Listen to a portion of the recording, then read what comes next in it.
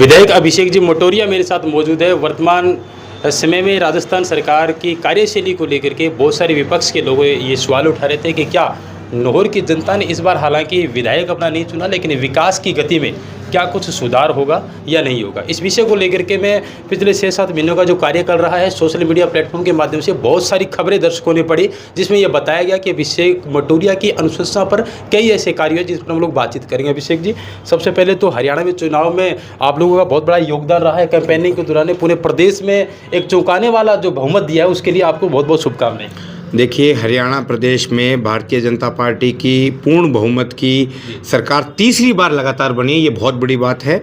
और माननीय मोदी जी को, माननीय अमित शाह जी को, हमारे राष्ट्रीय अध्यक्ष नड्डा जी को, हमारे प्रभारी सतीश जी को और तमाम नेताओं को मैं बधाई और धन्यवाद देता हूं कि एक बहुत ही ऐतिहासिक काम भाजपा की सरकार ने वहां 10 साल में किया, इसलिए तीसरी बार लगातार रिपीट हुए हैं। ये बहुत अच्छी और बड़ी सुखद और मजबूत बात है। हमारे सारे नेता जो है बधाई के पात्र हैं। चलिए, बहुत इंपॉर्टेंट सवाल ये भी रहेगा क्योंकि पड़ोसी राज्य हरियाणा में या बीजेपी की सरकार है, राजस्थान में भी बीजेपी की सरकार है। हालांकि आप लोग विधायक नहीं है वर्तमान में, लेकिन विकास के कार्यों की जहाँ तक बात आती है तो सोशल मीडिया पे हर एक व्यक्ति क्रेज लेना चाहता है। भी मैंने मेरी अनुशंसा पे ये कार्य करवाए है। कोई ऐसे कार्य है आपने जो अभी तक जनता के लिए अनुशंसा जो विशेष तौर से डिप्टी सीएम से मिले, मुख्यमंत्री से मिले, आपने वो स्वीकृति कराई?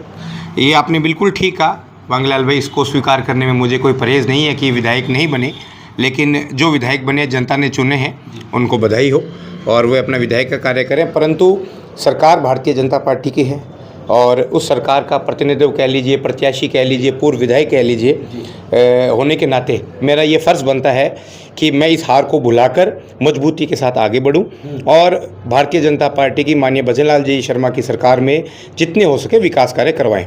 अब जहां तक आपने पूछा घोषणाओं का, तो देखिए एक बहुत बड़ी घोषणा हुई थी 100 करोड़ की नहरों की। उसमें लगभग 25 से 30 करोड़ की नहरों के नहर के प्रस्ताव भेजे हुए हैं, जिसकी स्वीकृति आपको इसी वित्तीय वर्ष के अंदर अंदर मैं आपके समक्ष प्रस्तुत करूंगा। नंबर 2, जो एक हरियाणा से नहर लाना है उसके डीपीआर की फाइल अभी चुनाव हरियाणा में होने की वजह से अटकी पड़ी थी, वो अंतिम चरण में है, उसकी स्वीकृति बहुत जल्दी आ जाएगी। अभी आपने पढ़ा कि 6.5 करोड़ रुपए नहर की नहरों के रिपेयर के लिए और सफाई के लिए मंजूर हुए। लगभग 8-8.5 करोड़ रुपए सड़कों के, चाहे वो ललाना से सूरपुरा की सड़क हो, चाहे रिपेयर की सड़क हो, चाहे मालिया की सड़क हो, ऐसे बहुत सारे जो नॉन पैचेबल सड़कें थी वे मंजूर हुई है। उसके अलावा अनेकों ने एक स्वास्थ्य की और स्कूल की बिल्डिंग मंजूर है, जिसमें लगभग 6.5 और 7 करोड़ रुपए की राशि मंजूर हुई है। तो ये तो केवल शुरुआत है और नहर को विकास की दृष्टि से कभी ऐसा नहीं लगेगा कि हमारा विधायक या सरकार का प्रतिनिधित्व नहीं होने की वजह से पैसा नहीं मिल रहा। भरपूर राशि में समय रहते बिल्कुल अपना फ़र्ज़ निभा के लेके आऊँगा। सर, मूलभूत आवश्यकताओं की बात कीजिए तो रोटी, कपड़ा और मकान की अक्सर आम आदमी चाहता है कि हर एक सरकार में उनको फ़ायदा मिले, लेकिन पानी की जो समस्या है कहीं ना कहीं ये अरैया वाले जो ढाणी है, कई बार लोग मिल भी चुके हैं, एसडीएम साहब से ज्ञापन भी दे चुके हैं। आपके मामले में आपने भी शायद इनकी सुनवाई भी की होगी, लेकिन इस संदर्भ में आप क्या कुछ कहना चाहेंगे लोगों को? आपको वो भी सुनेंगे। बहुत सही बात कही आपने और सही सवाल पूछा है। और अभी आपसे 10 मिनट पहले ही एससी साहब, एक्शन साहब, पीएचडी और सिंचाई के अधिकारियों की मैंने बैठक ली और उनको निर्देश दिया है। थोड़ा सा सिंचाई का समय होने की वजह से और पीछे भादरा में हमारे अधिकारियों को जाना पड़ रहा था, इसलिए थोड़ी सी एक कोऑर्डिनेशन की कमी की वजह से वो पेयजल नहीं उपलब्ध हो पाया। पर अब मैं आपके माध्यम से बता रहा हूँ 28 और 29 2 दिन आज मैंने इरिगेशन से बात करके पीएचडी के लिए रिजर्व लगाए हैं। पेयजल भी हमारी जैसे सिंचाई है प्राथमिकता है और वो जो पानी की कमी आपने बताया अरैया वाली ढाणी 30 एनटीआर 27 एनटीआर पूर्ण रूप से अगले 2-3 दिन के अंदर सुधार होगा। चलिए, बहुत इंपॉर्टेंट क्वेश्चन जनता के लिए ये भी रहेगा क्योंकि डेंगू का सीजन बहुत अलग से महसूस कर रहे हैं लोग इस बार, क्योंकि बेड खाली नहीं है हॉस्पिटल में। आपने आज विजिट भी किया, मेरून एसएसजी टाग भी आपके साथ में थे। डेंगू को लेकर के सर बहुत सारी शिकायतें हैं, उसके संदर्भ में कोई डायरेक्शन दिया आप लोगों ने? बिल्कुल, आपने बड़ी मौसम के हिसाब से और जो वर्तमान समस्या है उसको उठाया है। आज एक औचक निरीक्षण हमने बिना बताए किया और देखिए अगर कोई कमी भी होती है उसको स्वीकार भी करना चाहिए। और मोटे तौर पे साफ़ सफाई है और डॉक्टरों की जो उपलब्धता थी उसमें कोई ज़्यादा दिक्कत नहीं आई। थोड़ी बहुत कुछ छोटे मोटे इश्यूज़ थे, मशीन को लेकर, एक्सरे मशीन को लेकर।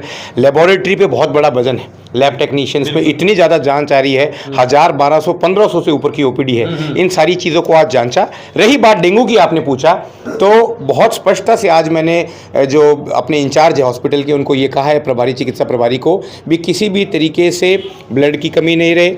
जाँच रिपोर्ट है वो जल्द से जल्द आए, पहले जांच हो, उसके बाद कार्ड का जो कार्ड बनता है उसके माध्यम से भी जो मरीज़ है उसकी पूरी देखभाल हो। मैं वहाँ अलग से भी जितने भी बेड पे मरीज़ थे उनसे मिल के आया हूँ, उनसे मैंने व्यक्तिगत रूप से पूछा है। छोटी मोटी दिक्कतें ज़रूर आई, पर हाल फिलहाल इस डेंगू को काबू करने के लिए नगर पालिका और चिकित्सा विभाग मिलकर जो एक साफ सफाई अभियान है, डेंगू के जो मच्छरों की समस्या है उनको लेकर एक सफाई अभियान चलाना है। पानी के ठहराव की वजह से जो समस्या आती है, गंदगी की वजह से आती है, वो नगर पालिका करेगी और डॉक्टरों के स्तर पर पूरी टीम उपलब्ध रहे, सारी किट उपलब्ध हो, कोई भी डॉक्टर लापरवाही नहीं करे और सही समय पर सही जांच और रिजल्ट और दवाइयाँ उपलब्ध हो। ये आज मैंने इंस्ट्रक्शंस चिकित्सा प्रभारी को नोहर हॉस्पिटल में जाकर दिए।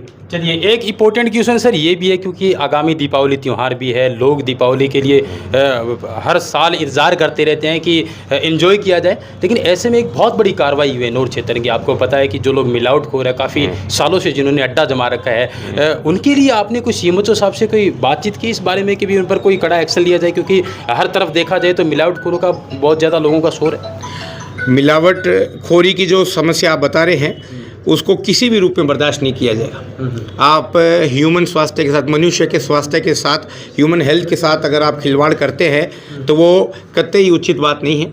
ये बात मेरे जब संज्ञान में आई, टीम ने वहाँ पे रेड मारा, सारी कार्रवाई करी, तो मैंने उनको ये इंस्ट्रक्शंस दिए और यही कहा है भी कहीं भी कोई भी ढिलाई नहीं बरतनी। जो लोग इंसान के स्वास्थ्य के साथ खिलवाड़ कर रहे हैं उन्हें किसी प्रकार की रियायत नहीं मिले। आज आप और मैं, चाहे वो मसाले हो, चाहे दूध हो, चाहे सब्जियां हो, और कई लोग अगर दवाइयाँ या ये कहिए आर्टिफिशियल प्रोडक्ट या इस प्रकार का मीठा जहर डालकर, चाहे वो किसी भी खाने के पदार्थ में हो, चाहे दूध की हो, किसी प्रकार की मिलावट हो, अगर वो स्वास्थ्य के साथ खिलवाड़ कर रहे हैं तो हमारी सरकार और विभाग किसी प्रकार से उनके साथ कोई भी मैं सांठगांठ नहीं होने दूंगा, सख्ती से कार्रवाई करवाएंगे और जो भी मिलावटखोर होगा उसको कड़ी से कड़ा सजा मिलेगी। आखिरी मेरा प्रश्न रहेगा, भीड़ ज़्यादा है, रात्रि समय है, लोग इंतजार भी कर रहे हैं आपकी जन सुनवाई के माध्यम से, जो लोग अपनी समस्या लेकर के आए हैं। शिक्षा की बात कर लेते, चिकित्सा की बात कर ले। एनडीबी गवर्नमेंट कॉलेज में हाल ही के अंदर धरना चला, आपके दिशा निर्देश में वो धरना समाप्ति हो गया, कुछ समय के लिए इन्होंने नोडल अधिकारी भी तब्दील कर दिए, बदल दिए गए, लेकिन क्या कुछ आप मुख्यमंत्री से मिलकर के जो राजकीय कृषि महाविद्यालय उसमें जो स्टाफ की जो अनुपस्थितियाँ जो दर्ज आ रही है उसको लेकर के बातचीत करेंगे? बिल्कुल, आपने देखो, मैं फिर कहूँगा कि फिर एक जो ज्वलंत समस्या और मुद्दा था उसको आपने उठाया है। बच्चे वहाँ पर हड़ताल पे बैठे, उन्होंने मुझसे फ़ोन पे बात की, मैंने प्रयास किया डिप्टी सीएम साहब से टाइम लेने का, लेकिन वो उपचुनाव की वजह से बाहर गए हुए थे। मैंने उनसे फ़ोन पे वार्तालाप करी, सारी समस्या से अवगत कराया और जो स्थानीय स्तर पर रिजल्ट की बात थी और जो डिमांड्स थी वो जिला कलेक्टर के माध्यम से एसडीएम एडीएम साहब ने उनको सुलझा लिया। राज्य स्तर की जो मांग थी पद भरने की और जो स्टेट लेवल की थी उसके लिए डिप्टी सीएम साहब को मैंने व्यक्तिगत रूप से अवगत करा दिया। दिवाली के त्यौहार के बाद वापस जाकर उस फाइल को पुनः गंभीरता से लेंगे और बच्चों की जो समस्या है कृषि विभाग की उसको दूर करने का काम करेंगे। चलिए, दीपावली की हार्दिक शुभकामनाएं आपको और आपके चैनल के माध्यम से पूरे क्षेत्रवासियों को दिवाली की बहुत बहुत शुभकामनाएं। जी, ये अभिषेक मोटोरिया विधानसभा प्रत्याशी, पूर्व विधायक अभिषेक मोटोरिया भाजपा के रहे हैं।